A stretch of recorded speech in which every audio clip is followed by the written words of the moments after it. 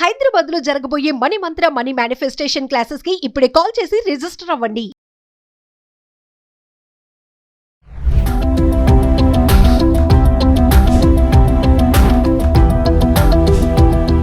నమస్తే, welcome back to Suman TV. Present మనతో పాటు ఉన్నారు అనలిస్ట్ మందరి కృష్ణారెడ్డి గారు. నమస్తే సార్. నమస్తే అమ్మా. సార్, మరి ఇప్పుడు పరిమితికి మించి కనుక మనం ట్రాన్సాక్షన్స్ చేస్తే ఐటీ పరిధిలోకి వెళ్ళిపోతారని చెప్పేసి ఒక న్యూస్ అయితే రోల్ అవుతుంది.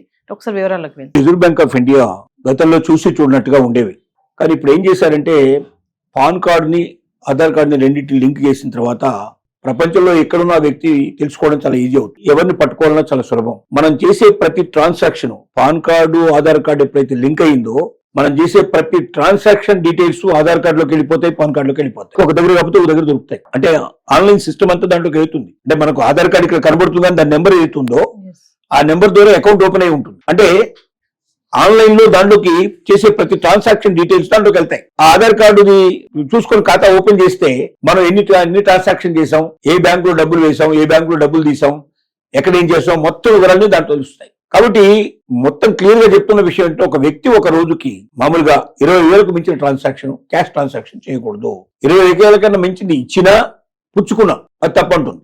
నువ్వు ఎవరికైనా ఇచ్చినా 20,000 కన్నా మించి ఇవ్వకూడదు, తీసుకున్నా 20,000 కన్నా తీసుకోకూడదు క్యాష్ రూపంలో. క్యాష్ అని చెప్తోంది. బ్యాంకులో ఒక రోజుకి 2 లక్షల రూపాయల కన్నా ఎక్కువ విత్డ్రా చేసినా, 2 లక్షల రూపాయలు డిపాజిట్ చేసిన, 2 lakhs కన్నా ఎక్కువ విత్డ్రా చేసినా, 2 lakhs విత్డ్రా చేసి ఒక 20 మందికి ఇచ్చావు, 10 మందికి ఇస్తే 20,000 చొప్పున 10 మందికి ఇచ్చావు 2 లక్షలు. ఎందుకు ఇచ్చావు రాసుకుంటావు, అది తప్పు లేదు. కానీ అంతకన్నా మించి నువ్వు ఇవ్వడానికి వీల్లేదు. 20,000 కన్నా మించి క్యాష్ ఇవ్వడానికి వీల్లేదు.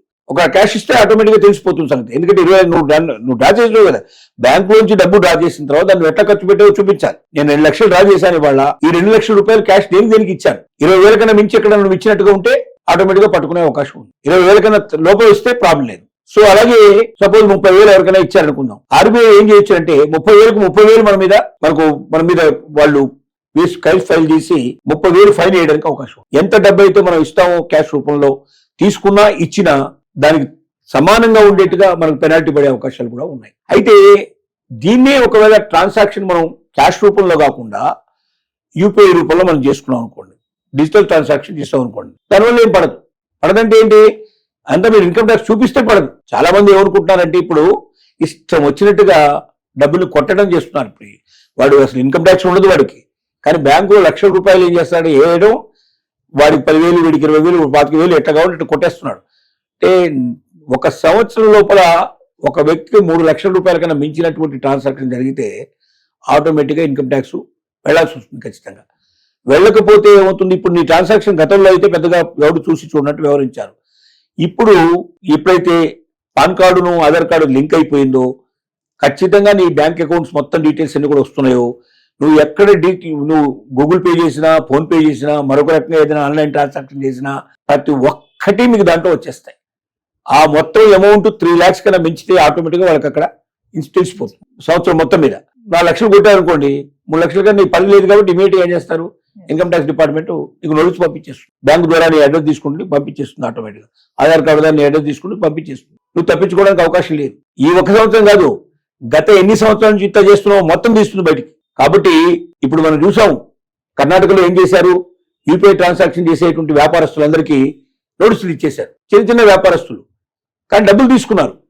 ఒక్కొక్క అకౌంట్ లో 6 లక్షలు 10 లక్షలు అయిపోయింది. మరి 3 లక్షల కన్నా మించినప్పుడు నీకు అకౌంట్ వచ్చినప్పుడు ఆటోమేటిక్గా నువ్వు తప్పనిసరిగా ఇన్కమ్ ట్యాక్స్ ఫైల్ చేయాల్సిందే. ఇదే కాదు, కారు ఉన్నవాడు చేయాలి, 2 వీలర్ ఉన్నవాడు చేయాలి, లెక్క ప్రకారం చాలా మంది చేయాలి.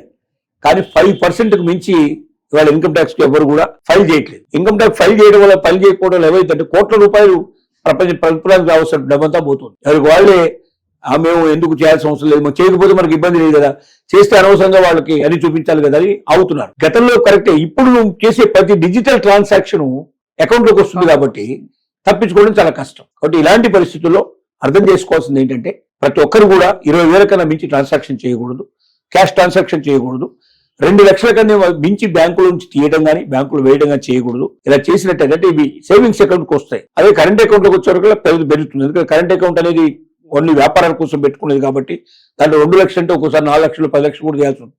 లేబర్కి ఇవ్వాల్సి వస్తుంది. పెద్ద ఇండస్ట్రీస్ నడిపే వాళ్ళు ఉంటారు, లేబర్ డబ్బులు ఇవ్వాలి, వాళ్ళందరికీ అకౌంట్కి చేయడం అంటే సాధ్యం కాదు, క్యాష్ ఇవ్వాల్సి వస్తుంది. కాబట్టి 20,000 లోపలే ఇస్తారు, కానీ కొన్ని 100 మందికి ఇవ్వాల్సి ఉంటుంది. కాబట్టి రూపాయలు డ్రా చేయాల్సి వస్తుంది. కరెంట్ అకౌంట్ హోల్డర్స్ కాకుండా సేవింగ్స్ అకౌంట్ వాళ్ళకి మాత్రం 2 లక్షల కన్నా మించి వాళ్ళు డ్రా చేయకూడదు, 2 లక్షల కన్నా మించి బ్యాంకు లోపల డిపాజిట్ చేయకూడదు. చేస్తే మాత్రం దానికి ఎక్స్ప్లెనేషన్ ఇచ్చుకోవాల్సి వస్తుంది. ఆటోమేటిక్గా ఇన్కమ్ ట్యాక్స్ వాళ్ళు ఖచ్చితంగా నీకు నోటీస్ పంపిస్తారు, దానికి సమాధానం చెప్పుకోవాల్సి వస్తుంది. అది ఎక్కడి నుంచి వచ్చింది, ఎలా వచ్చింది, ఇచ్చిన వాళ్ళు ఎట్లా ఇచ్చారు, వాళ్ళ మీద కూడా పోతుంది, కేసు పోతుంది. ఇట్లాంటి అవకాశాలు ఉన్నాయి. కాబట్టి జాగ్రత్తగా మన డబ్బే కదా, మన ఇష్టం వచ్చినట్టు ఎంతైనా తీయచ్చు, ఎంతైనా వేయచ్చు, క్యాష్ ఎవరికైతే పడితే ఎంత ఇస్తానని అనుకోకుండా 20,000 కన్నా మించిన ట్రాన్సాక్షన్కి జాగ్రత్తగా ఉండాలి. చేయదలుచుకుంటే ఆన్లైన్లో నువ్వు ఎంతైనా తీసుకోవచ్చు, చెక్ రూపంలో ఎంతైనా ఇచ్చుకోవచ్చు, కానీ ట్రాన్సాక్షన్ మాత్రం ఈ రకంగా చేయడానికి పాసిబిలిటీ లేదు అని చెప్పి తెలియజేస్తున్నాను. Thank you.